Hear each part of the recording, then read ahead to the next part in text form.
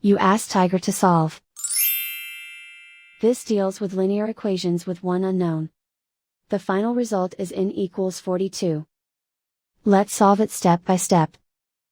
Group all constants on the right side of the equation. Add 5 to both sides. Simplify the arithmetic.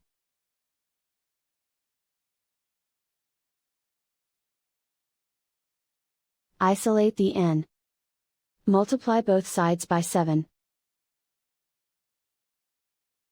Group like terms.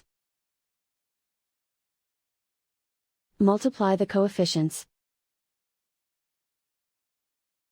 Simplify the fraction. Simplify the arithmetic. And so the final result is n equals 42.